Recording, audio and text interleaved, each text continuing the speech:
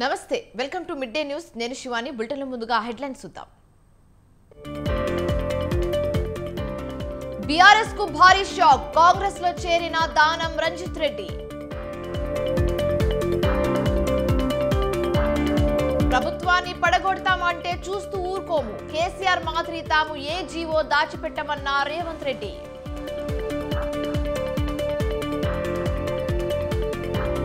అక్రమాలకు పాల్పడ్డ ఎవరిని వదిలిపెట్టం చట్ట ప్రకారం విచారించి శిక్షిస్తామన్న రేవంత్ రెడ్డి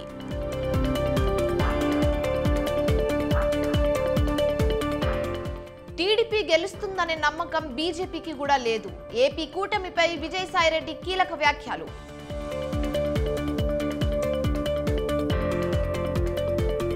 కేంద్ర దర్యాప్తు సంస్థలపై ప్రధాని ప్రశంసలు తమ పాలనలో ఫ్రీ హ్యాండ్ ఇచ్చామని కితాబు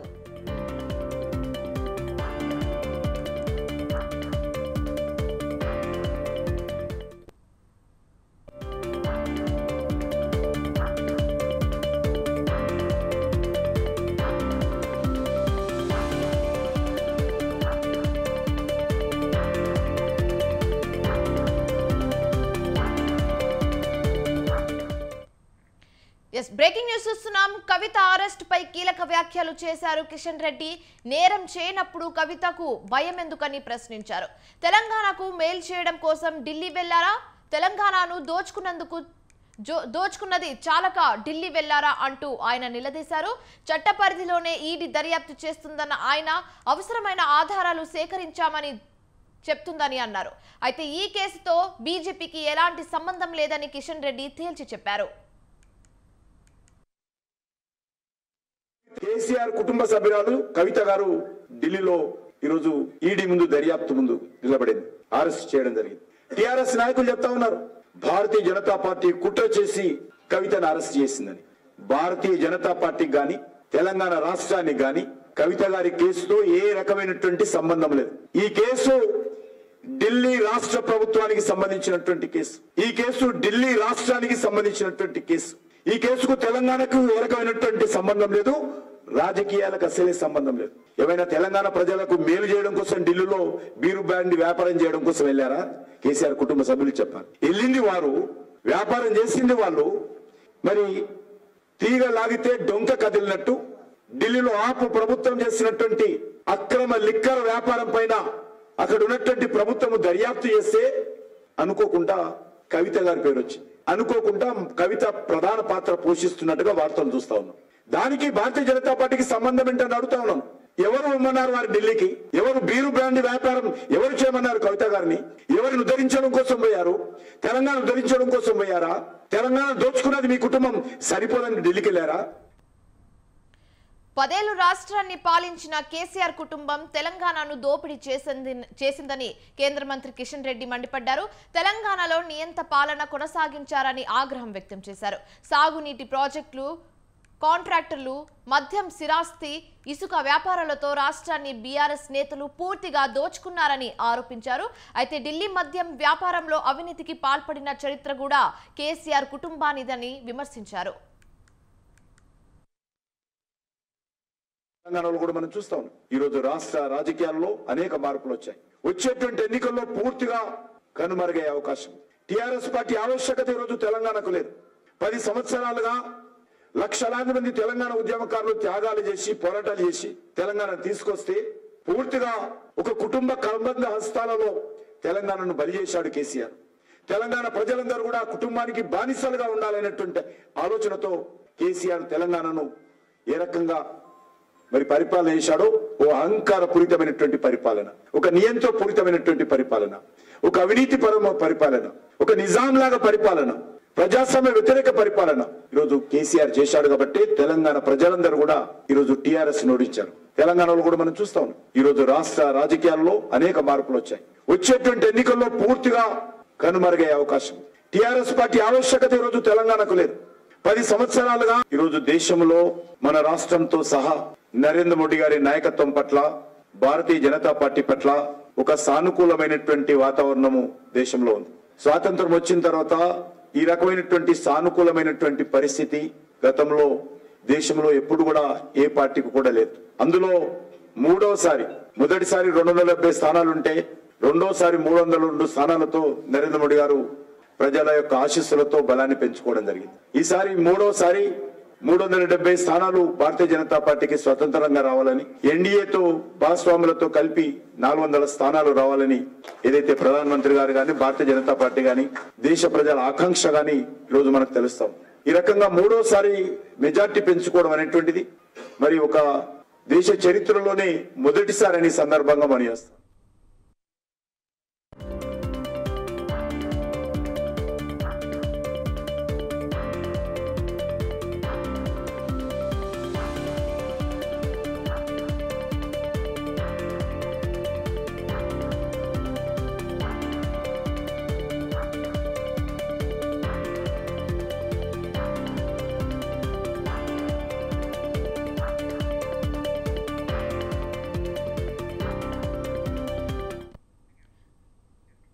చేరికలపై మీడియాలో సీఎం రేవంత్ రెడ్డి కీలక వ్యాఖ్యలు చేశారు.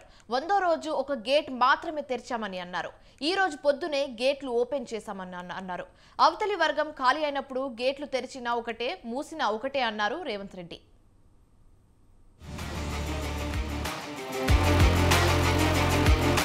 అవతల ఖాళీ అయినాక ఇక మూసినా తెరిచినా ఒకటే కదా.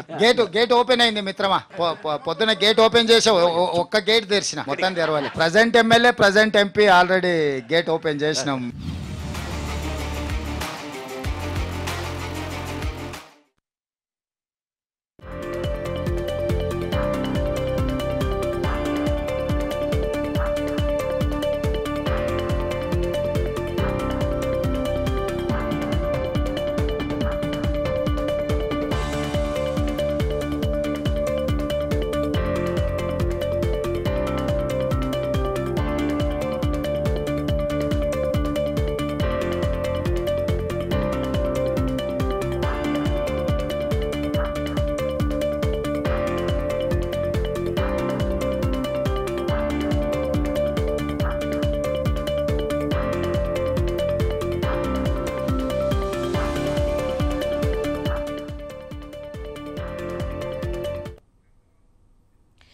బ్రేకింగ్ న్యూస్ చూస్తున్నాం. అసెంబ్లీ ఎన్నికల్లో నేతలు వెన్నుపోటు పొడిచారని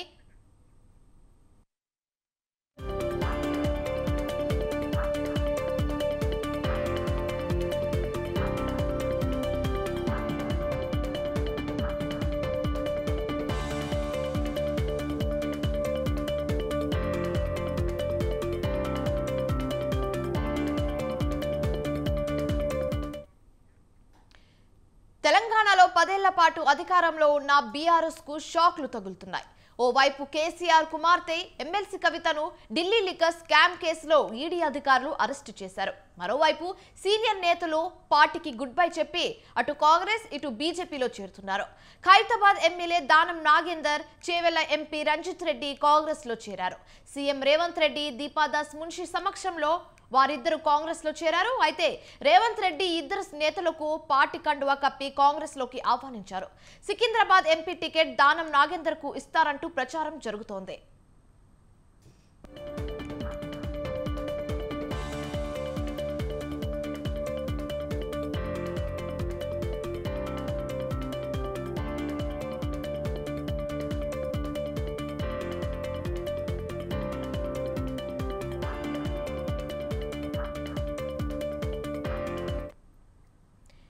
ఇప్పటికే నాగర్ కర్నూల్, జహీరాబాద్ ఎంపీలు రాములు, బీబీ పాటిల్ బీజేపీలో చేరగా వరంగల్ ఎంపీ పసునూరి దయాకర్ కాంగ్రెస్ లో చేరారు.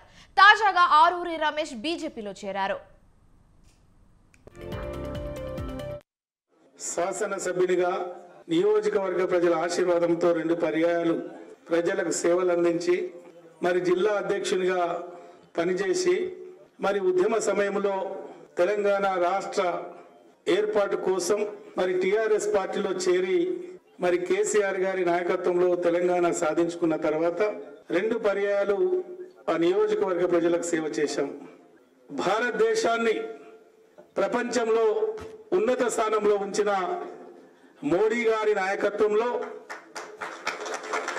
మరి బీజేపీలో చేరాలి అని, మరి భారతదేశంలో అన్ని వర్గాల అభివృద్ధితో పాటు ముఖ్యంగా ఈరోజు నా జాతి కోసం ఈరోజు ABCD వర్గీకరణ ఏదైతే ఉందో 30 సంవత్సరాల పోరాటం మరి ఈరోజు అందుబాటులోకి వస్తున్న మోడీ గారి నేతృత్వంలో వస్తున్న పరిస్థితిని గమనించి మరి ఈరోజు బీజేపీలో చేరడం జరిగింది. వర్ధన్నపేట నియోజకవర్గ శాసనసభ్యుని. పార్లమెంట్ ఎన్నికలు సమీపిస్తున్న వేళ బీఆర్ఎస్ పార్టీకి చెందిన ముఖ్య నేతలు వరుసగా పార్టీని వీడుతూ ఉండడం కలవరానికి గురిచేస్తుంది. గత కొంతకాలంగా బీఆర్ఎస్ పార్టీకి అంటిముట్టినట్లుగా భద్రాచలం ఎమ్మెల్యే తెల్లం వెంకట్రావు వ్యవహరిస్తున్నారు.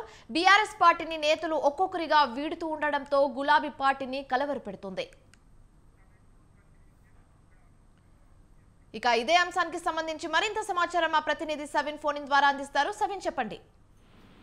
ఈ రోజు ఉదయం ఖైరతాబాద్ బీఆర్ఎస్ ఎమ్మెల్యేగా ఉన్నటువంటి దానం నాగేందర్ తో పాటు చేవెళ్ల ఎంపీ గడ్డం రంజిత్ రెడ్డి ఇద్దరు సీఎం రేవంత్ రెడ్డి తెలంగాణ కాంగ్రెస్ వివరాల ఇన్ఛార్జ్ దీపాదాస్ మున్సి సమక్షంలో కాంగ్రెస్ కండువా కప్పుకున్నారు. ముఖ్యంగా మొదటి నుంచి బీఆర్ఎస్ పార్టీ నుంచి సిట్టింగ్ ఎంపీలు పార్టీ మారుతున్న క్రమంలో ఎమ్మెల్యేలు కూడా కొంతమంది ముఖ్యమంత్రి రేవంత్ రెడ్డిని కలిశారు. వారు కూడా పార్టీ మారతారనే ప్రచారం జరిగింది. కానీ గ్రేటర్ హైదరాబాద్ లో బీఆర్ఎస్ పార్టీకి సంబంధించి ఖైరతాబాద్ ఎమ్మెల్యే దానం నాగేందర్ కాంగ్రెస్ కండువా కప్పుకోవడం మొదటిసారిగా బీఆర్ఎస్ పార్టీ ప్రతిపక్షంలోకి వచ్చిన తర్వాత దానం నాగేందర్ ను మొదటి ఎమ్మెల్యేగా చెప్పుకోవచ్చు. ఇక ఇప్పటికే సీఎం రేవంత్ రెడ్డి ఈ రోజు మీట్ ద ప్రెస్ లో మాట్లాడుతూ ఈ రోజు మొదటి గేట్ ఓపెన్ చేశాం, గేట్లు ఓపెన్ చేసిన తర్వాత ఖాళీ అయ్యేదాకా గేట్లను తెరిచే ఉంచుతామంటూ కూడా ముఖ్యమంత్రి రేవంత్ రెడ్డి కీలకమైన వ్యాఖ్యలు చేశారు. ప్రధానంగా ఇటీవల జరిగిన అసెంబ్లీ ఎన్నికల్లో గ్రేటర్ హైదరాబాద్ లో కాంగ్రెస్ పార్టీకి అతి తక్కువ స్థానాలు వచ్చాయి. ఇప్పుడు లోక్సభ ఎన్నికలు వచ్చాయి కాబట్టి మల్కాజ్గిరి కావచ్చు, సికింద్రాబాద్ కావచ్చు, చేవెళ్ల ఈ 3 పార్లమెంట్ నియోజకవర్గాల్లో కాంగ్రెస్ పార్టీ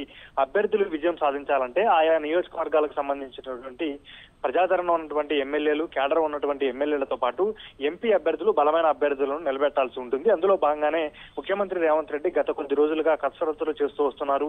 బీఆర్ఎస్ పార్టీలో కీలకంగా ఉన్న నేతలను కాంగ్రెస్ పార్టీకి గూటికి చేర్చడంలో సఫలీకృతులయ్యారని చెప్పుకోవచ్చు. దానం నాగేందర్ ప్రస్తుతం ఖైరతాబాద్ ఎమ్మెల్యేగా ఉన్నారు. ఖైరతాబాద్ ఎమ్మెల్యేగా ఉంటూనే కాంగ్రెస్ పార్టీ తరఫున సికింద్రాబాద్ ఎంపీగా కాంగ్రెస్ పార్టీ దానం నాగేందర్ ను పోటీ చేస్తుందనే ప్రచారం జరుగుతుంది. మున్నూరు కాపు సామాజిక వర్గానికి చెందినటువంటి దానం నాగేందర్ ఉమ్మడి ఆంధ్రప్రదేశ్ లో రాష్ట్ర మంత్రిగా పనిచేశారు. బలమైన కేడర్ ఉండడంతో సికింద్రాబాద్ లో కిషన్ రెడ్డికి గట్టి పోటీ ఇస్తారని కాంగ్రెస్ పార్టీ భావిస్తోంది. మరోవైపు మల్కాజ్గిరి పార్లమెంట్ స్థానం నుంచి ఇటీవల ఉమ్మడి రంగారెడ్డి జిల్లాకు సంబంధించి మాజీ మంత్రి పట్నం మహేందర్ రెడ్డి, అతని సతీమణి పట్నం సునీతారెడ్డి జిల్లా పరిషత్ చైర్మన్ గా ఉన్నారు. ఆమెకి మల్కాజ్గిరి ఎంపీ టికెట్ కేటాయిస్తారనే ప్రచారం కూడా జరుగుతోంది. ఇక ఈ రోజు కాంగ్రెస్ బీఆర్ఎస్ పార్టీకి రాజీనామా చేసి కాంగ్రెస్ పార్టీలో చేరిన చేవెళ్ల సిట్టింగ్ ఎంపీ గడ్డం రంజిత్ రెడ్డిని కాంగ్రెస్ పార్టీ చేవెళ్ల లోక్సభ స్థానంలో బరిలోకి దింపుతుందనే ప్రచారం కూడా పెద్ద ఎత్తున జరుగుతోంది. ఇప్పటికే దాదాపు 5 సిట్టింగ్ ఎంపీలు బీఆర్ఎస్ పార్టీ నుంచి కాంగ్రెస్ బీజేపీ పార్టీలో చేరిన పరిస్థితి కనబడుతోంది. మొదటిసారిగా అధికారికంగా బీఆర్ఎస్ పార్టీ ఎమ్మెల్యే కాంగ్రెస్ పార్టీలో చేరినట్లుగా భావించాలి. గత కొంతకాలంగా బీఆర్ఎస్ పార్టీకి సంబంధించినటువంటి పలువురు ఎమ్మెల్యేలు బీఆర్ఎస్ పార్టీ కార్యకలాపాలకు దూరంగా ఉంటూ వస్తున్నారు. భద్రాచలం ఎమ్మెల్యే తెల్లం వెంకట్రావు గతంలో సీఎం ను కలిశారు, పార్టీ కార్యక్రమాల్లో సైతం పాల్గొనడం లేదు. ఇక కొంతమంది ఎమ్మెల్యేలు పార్టీకి అంటిముట్టినట్లుగా వ్యవహరిస్తున్న పరిస్థితి మనకు కనబడుతుంది. మాజీ ఎమ్మెల్యేలు, మాజీ ఎమ్మెల్సీలు కావచ్చు, మరికొంతమంది కీలక నేతలు కూడా పార్టీని వీడుతున్న పరిస్థితి అయితే మనకు బీఆర్ఎస్ పార్టీలో నెలకొందని చెప్పుకోవచ్చు. 2014లో బీఆర్ఎస్ అధికారంలోకి వచ్చిన తర్వాత ఏ రకంగా వ్యూహాన్ని అమలు చేసి కాంగ్రెస్ పార్టీ నుంచి కావచ్చు, ఇతర పార్టీల నుంచి పెద్ద ఎత్తున వలసలను ఆకర్షించిందో ఇప్పుడు బీఆర్ఎస్ పార్టీ అధికారం కోల్పోయి ప్రతిపక్షంలో ఉన్నప్పుడు కాంగ్రెస్ పార్టీ అధికారంలోకి వచ్చిన తర్వాత కాంగ్రెస్ పార్టీ కూడా అదే రకమైన వ్యూహాన్ని అమలు చేస్తుందని చెప్పుకోవచ్చు. ఇటీవల జరిగిన అసెంబ్లీ ఎన్నికల్లో కాంగ్రెస్ పార్టీకి కేవలం 64 అసెంబ్లీ స్థానాలే వచ్చాయి. ప్రభుత్వాన్ని నిలబెట్టుకోవాలన్నా, ప్రభుత్వాన్ని సుస్థిరం చేసుకోవాలన్నా ప్రతిపక్ష బీఆర్ఎస్ పార్టీ నుంచి ఎమ్మెల్యేలను తీసుకోవాల్సిన ఆవశ్యకత ఉందని కాంగ్రెస్ పార్టీ వర్గాలు భావిస్తున్న నేపథ్యంలో ఈ రోజు అధికారికంగా కాంగ్రెస్ బీఆర్ఎస్ పార్టీకి సంబంధించినటువంటి ఖైరతాబాద్ ఎమ్మెల్యే గ్రేటర్ హైదరాబాద్ కు సంబంధించినటువంటి బీఆర్ఎస్ ఎమ్మెల్యే కాంగ్రెస్ పార్టీలో చేరడం చర్చనీయాంశంగా మారిందని చెప్పుకోవచ్చు. మరికొద్ది రోజుల్లో మరికొంతమంది బీఆర్ఎస్ ఎమ్మెల్యేలు కూడా కాంగ్రెస్ పార్టీలో చేరతారని ముఖ్యమంత్రి రేవంత్ రెడ్డి పేర్కొన్న పరిస్థితి నెలకొంది. Right, thank you సవిన్.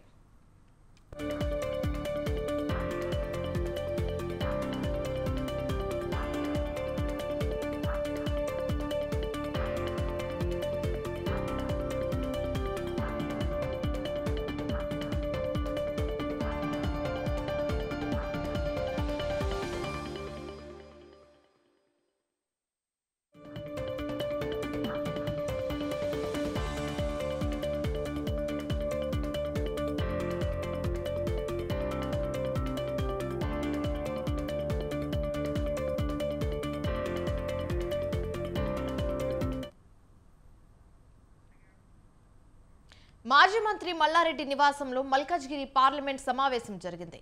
సమావేశానికి పార్లమెంట్ పరిధిలోని ఎమ్మెల్యేలు, ఎమ్మెల్సీలు హాజరయ్యారు. మల్కాజ్గిరి పార్లమెంట్ అభ్యర్థిగా తనను నియమించిన కేసీఆర్ కు రాగిడి లక్ష్మారెడ్డి ధన్యవాదాలు తెలిపారు. మల్లారెడ్డి నివాసంలో పార్లమెంట్ పరిధిలోని ఎమ్మెల్యేలు, ఎమ్మెల్సీలు సమీక్ష నిర్వహించుకున్నామన్నారు. 10 ఏళ్ల బీఆర్ఎస్ పాలనలో తెలంగాణ ఎంతో అభివృద్ధి చెందిందన్నారు. అయితే హైదరాబాద్ లో ఐటీ అభివృద్ధి చేసిన ఘనత కేటీఆర్ది అన్నారు. రాబోయే పార్లమెంట్ ఎన్నికల్లో ప్రజలు ఖచ్చితంగా తనను గెలిపిస్తారని ఆయన ధీమా వ్యక్తం చేశారు.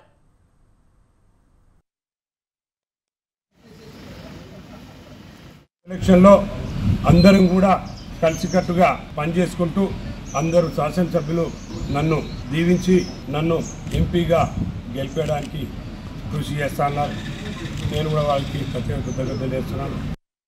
పార్లమెంట్ ఎలక్షన్లో అందరం కూడా కలిసికట్టుగా పనిచేసుకుంటూ అందరూ శాసనసభ్యులు నన్ను దీవించి నన్ను ఎంపీగా గెలిపేయడానికి కృషి చేస్తున్నారు. నేను కూడా వాళ్ళకి ప్రత్యేక కృతజ్ఞతలు చేస్తున్నాను. పార్లమెంట్ ఎలక్షన్లో అందరం కూడా కలిసికట్టుగా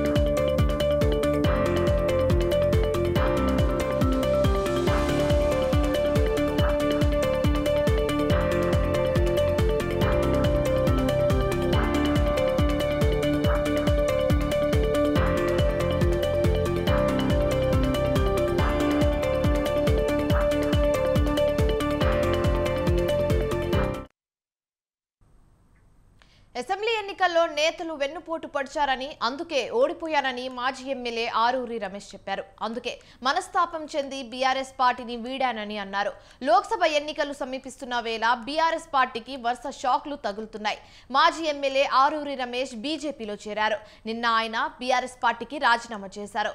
బీజేపీ రాష్ట్ర అధ్యక్షుడు కిషన్ రెడ్డి, ఎంపీ లక్ష్మణ్ సమక్షంలో బీజేపీలో చేరారు. అయితే వరంగల్ పార్లమెంట్ టికెట్ ఆరూరి రమేష్ కు కేటాయించే అవకాశం ఉంది. ఈరోజు దేశంలో మన రాష్ట్రంతో సహా నరేంద్ర మోడీ గారి నాయకత్వం పట్ల, భారతీయ జనతా పార్టీ పట్ల ఒక సానుకూలమైనటువంటి వాతావరణము దేశంలో ఉంది. స్వాతంత్రం వచ్చిన తర్వాత ఈ రకమైనటువంటి సానుకూలమైనటువంటి పరిస్థితి గతంలో దేశంలో ఎప్పుడు కూడా ఏ పార్టీకి కూడా లేదు. అందులో మొదటిసారి 270 స్థానాలుంటే రెండోసారి 302 స్థానాలతో నరేంద్ర మోడీ గారు ప్రజల యొక్క ఆశీస్సులతో బలాన్ని పెంచుకోవడం జరిగింది. ఈసారి మూడోసారి 370 స్థానాలు భారతీయ జనతా పార్టీకి స్వతంత్రంగా రావాలని, ఎన్డీఏతో భాగస్వాములతో కలిపి 400 స్థానాలు రావాలని ఏదైతే ప్రధానమంత్రి గారు గాని, భారతీయ జనతా పార్టీ గాని, దేశ ప్రజల ఆకాంక్ష గాని ఈరోజు మనకు తెలుస్తాం.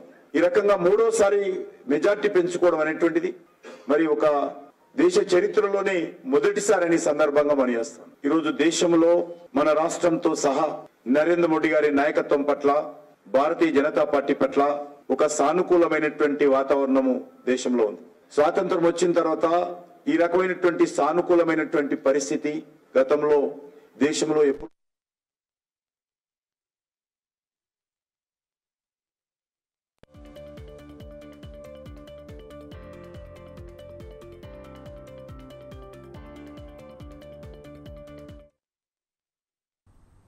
అధికారాన్ని అడ్డం పెట్టుకొని కాంగ్రెస్ దౌర్జన్యం చేస్తుందని మల్కాజ్గిరి పార్లమెంట్ బీజేపీ అభ్యర్థి ఈటెల రాజేందర్ అన్నారు.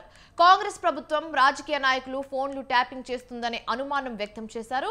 కాంగ్రెస్ పార్టీ హైకమాండ్ ముప్పు పొందడానికి ఫండ్స్ పెంచుకునేందుకు ఇక్కడి బిల్డర్లను, వ్యాపారవేత్తలను రేవంత్ రెడ్డి బెదిరింపులకు గురి చేస్తున్నారని ఆరోపించారు. దేశ ప్రజలకు ధైర్యాన్ని అందించిన నాయకుడు మోదీ అని, ప్రపంచంలో భారత కీర్తిని పెంచిన వ్యక్తి అని కొనియాడారు.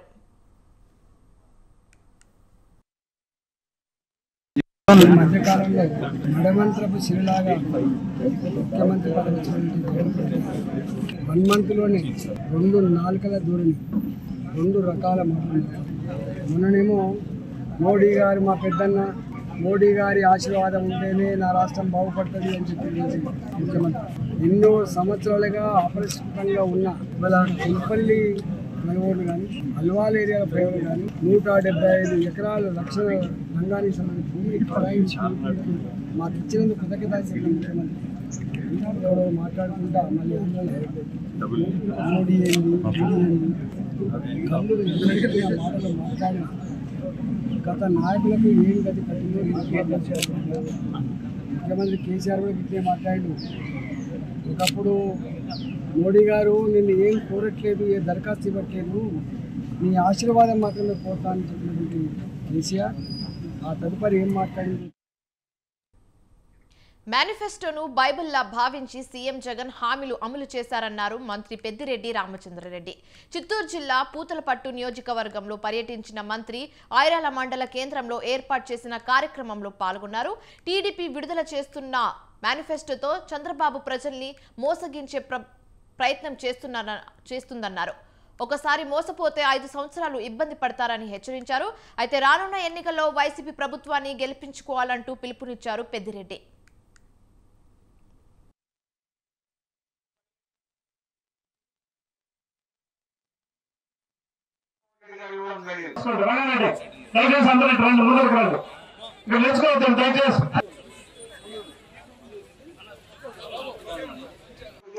చిన్న చిన్న ఉద్యోగాలు తీసుకునే వాళ్ళు అంత పేద కుటుంబాలకు చెందినవాళ్ళు వారందరినీ కూడా తొలగించారు. గవర్నమెంట్ ఎంప్లాయీస్ గా కార్యదర్శులందరినీ కూడా నియమించడం జరిగింది.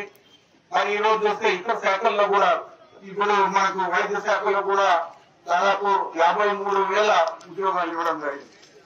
మరి ఈ విధంగా 3 లక్షల ఉద్యోగాలు కొత్తగా ఈ 5 సంవత్సరాల్లో జగన్మోహన్ రెడ్డి గారు ఇవ్వడం జరిగింది.